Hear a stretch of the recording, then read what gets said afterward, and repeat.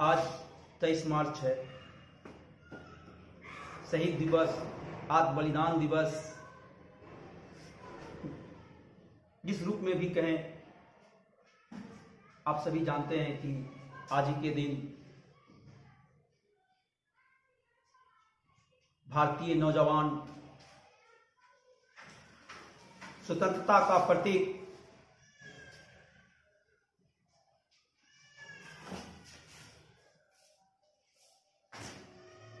हमारे इस धरती के त्रिदेव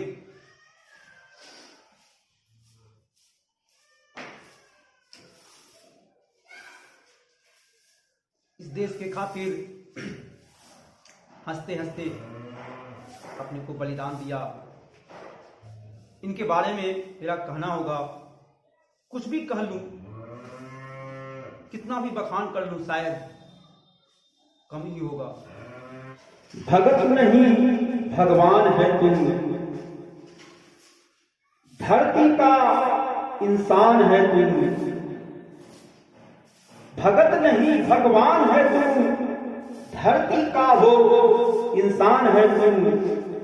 जब त्रिदेवों ने हुंकार भरा, सारे जग में हाहाकार हुआ। जब त्रिदेवों ने हुंकार भरा, सारे जहां में हाहाकार हुआ। हिल गई धरा जहां की, हिल गई धरा जहां की, जब तेरा बलिदान हुआ। सत सत नमन करता हूं तुझे, सत सत नमन करता हूं तुझे। देश के खातिर तेरा प्राण दान हुआ। राजगुरु भगत सुखदेव, राजगुरु भगत सुखदेव, तेरा नाम हुआ। इसमें कोई संदेह नहीं कि भगत सिंह को उस समय के तत्कालीन चोटी के नेताओं द्वारा यदि प्रयास किया जाता तो मुख्य रूप से मैं कह सकता हूं कि उन्हें फांसी से बचाया जा सकता था।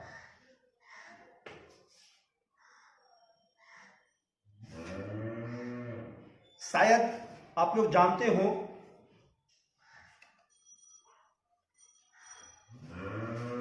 कि अंग्रेजों ने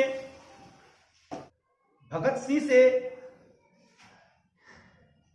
मौत की सजा, फांसी की सजा माफ करने की बात कही, परंतु एक शर्त रखा था और उस शर्त के समझौता में हमारे गांधी जी थे। उन्होंने ये शर्त रखा कि यदि भगत सिंह अंग्रेजों से, यानी हमसे अंग्रेजों से, वो माफीनामा मांग ले, माफी मांग ले, लिखित माफी दे, लिखित माफी मांगे, तो उसे फांसी की सजा माफ की जा सकती है। जानते हैं हमारे भगत सिंह के पास जब ये बात पहुंची तो उन्होंने कहा कि मेरा माफी मांगना पूरे देश के क्रांतिकारियों के द्वारा अंग्रेजों के आगे झुक जाना होगा। मेरा बलिदान देश के नौजवानों को प्रेरित करेगा और शायद इसी स्थिति को भांपते हुए अंग्रेजों ने मुझसे माफीनामा मांगने के लिए दबाव डाल रहा है। मैं कभी भी माफीनामा अंग्रेजों से नहीं ले सकता हूं, मैं माफी अंग्रेजों से नहीं मांग सकता हूं, चाहे मुझे फांसी ही क्यों न हो जाए। आज के चंद नेताओं के जैसे नहीं थे। उस समय किन्हीं नेता ने इन्हें बचाने के लिए, जो चोटी के नेता थे, सार्थक प्रयास नहीं किया, दिखावे के लिए प्रयास किया।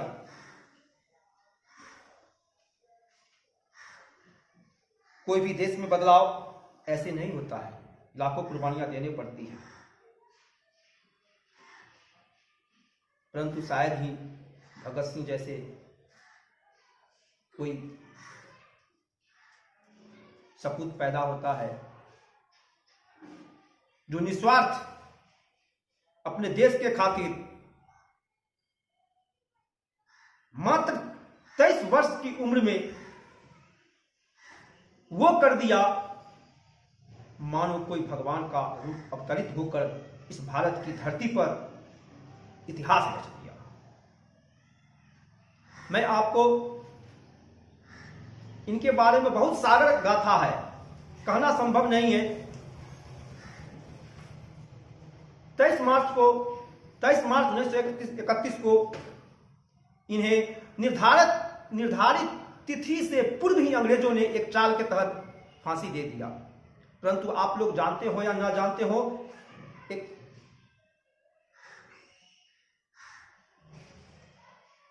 23 मार्च से पूर्व यानी फांसी से पूर्व एक दिन पूर्व अर्थात 22 मार्च को उन्होंने एक पत्र लिखा था।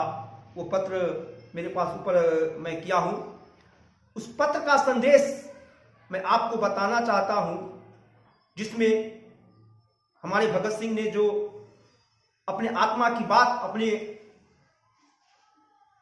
क्रांतिकारियों, वीरों, भारतीयों को संदेश दिए हैं, लिखे हैं, उसे मैं हूबहू आपके सामने रखूंगा। आप लोग इसका मनन करेंगे। इसे सुनने समझने से आपको ये निश्चित पता चलेगा कि हम युवाओं को अपने देश के लिए कैसे होना चाहिए, राष्ट्र के लिए कैसे होना चाहिए, जिनकी जिम्मेवारी राष्ट्र की बनती है कैसे निभाना चाहिए, आज के चंद नेताओं और पदाधिकारियों जैसे नहीं। तो आइए मैं उस पत्र को देखता हूं। आप सभी आदमी उस पत्र में उन्होंने क्या लिखा, जो मरने से पूर्व, फांसी से एक दिन पूर्व लिखा। संजोग से मेरे पास ये पत्र उपलब्ध हो गया। साथियों, स्वाभाविक है कि जीने की इच्छा मुझ में भी होनी चाहिए। मैं इसे छिपाना नहीं चाहता, लेकिन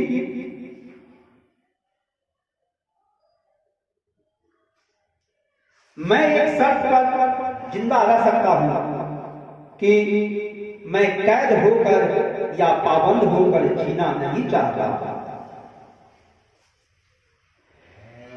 मेरा नाम हिंदुस्तानी क्रांति का प्रतीक बन चुका है और क्रांतिकारी दल के आदर्शों और कुर्बानियों ने मुझे बहुत ऊंचा उठा दिया है। इतना ऊंचा कि जीवित रहने की स्थिति में इससे ऊंचा मैं हरगिज नहीं उठ सकता। आज मेरी कमजोरियां जनता के सामने नहीं है। अगर मैं फांसी से बच गया तो वो जाहिर हो जाएगी और क्रांति का प्रतीक चिन्ह मध्यम पड़ जाएगा या संभवतः मिट जाएगा। लेकिन दिलोराना ढंग से हंसते हंसते मेरे फांसी चढ़ने की सूरत में हिंदुस्तान की माताएं अपने बच्चे को भगत सिंह बनने के लिए आरजू करेगी और देश की स्वाधीनता के लिए कुर्बानी देने वालों की तादाद इतनी बढ़ जाएगी कि क्रांति को रोकना साम्राज्यवाद या तमाम शैतानी शक्तियों को बूते की बात नहीं रही। हाँ, एक विचार आज भी मेरे मन में आता है कि देश और मानवता के लिए जो कुछ करने की हसरत मेरे दिल में थी, उनका 1000वां भाग भी पूरा मैं नहीं कर सका। अगर स्वतंत्र जिंदा रह सकता तब उन्हें करने का अवसर मिलता और मैं अपनी हसरतें पूरी कर सकता था। आगे लिखते हैं, इसके सिवाय मेरे मन में कभी कोई लालच फांसी से बचने रहने का नहीं आया। कितनी सी बात जाहिर कर रहे हैं, कितना निस्वार्थता है उनमें। फिर गौर करेंगे कि कितनी निस्वार्थ। अरे शायद ऐसा तो कोई भगवान ही होते हैं जो इतनी निस्वार्थ और दूसरों के लिए, देश के लिए, जग की भला के लिए इतनी बड़ी कुर्बानी करने के लिए तैयार हो जाते हैं। आइए फिर गौर करते हैं पंक्ति पे। इसके सिवाय मेरे मन में कभी कोई लालच फांसी से बचे रहने का नहीं आया। मुझसे अधिक सौभाग्यशाली कौन होगा? देखा जाए, जिसे कल फांसी होना है वो बंदा आज कर रहा है कि मुझसे अधिक सौभाग्यशाली कौन होगा। आजकल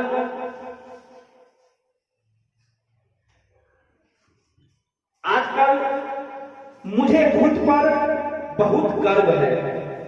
ये पंक्ति दिल को झकझोर देती है। कैसे थे हमारे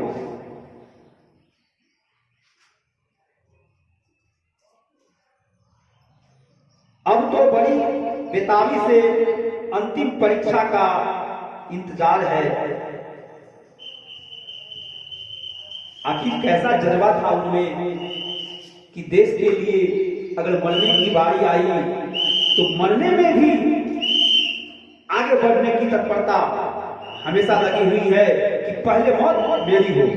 अगर कुर्बानी देने की बात हो तो पहली कुर्बानी मैं दूंगा, ऐसी भावना होनी चाहिए। तभी ना उन्होंने इस बात को लिखा कि अब तो मेरी बेताबी से अंतिम परीक्षा का इंतजार है, कामना है कि यह और नजदीक हो जाए। आपका साथी भगत सिंह। आप लोगों ने गौर से इस बात को सुना।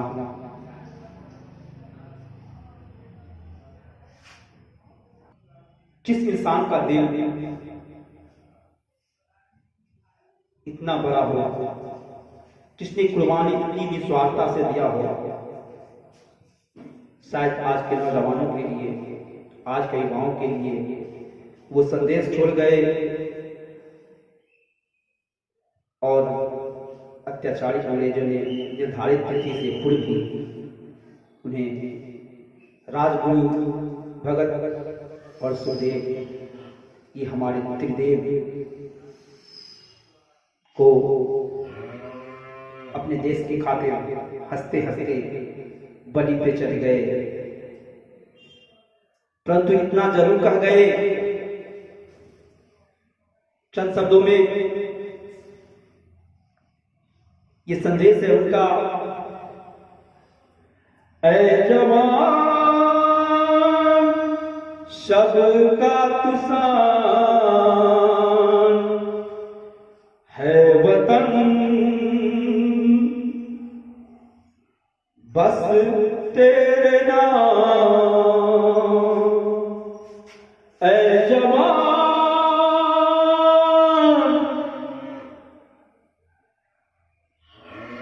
सबका तुसान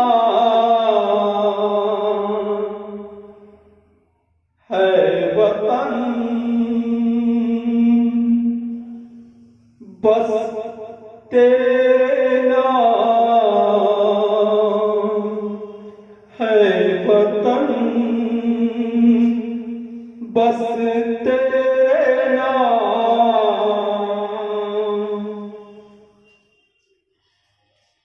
आशा है प्रार्थना है ऊपर वाले त्रिदेव को लौटाना।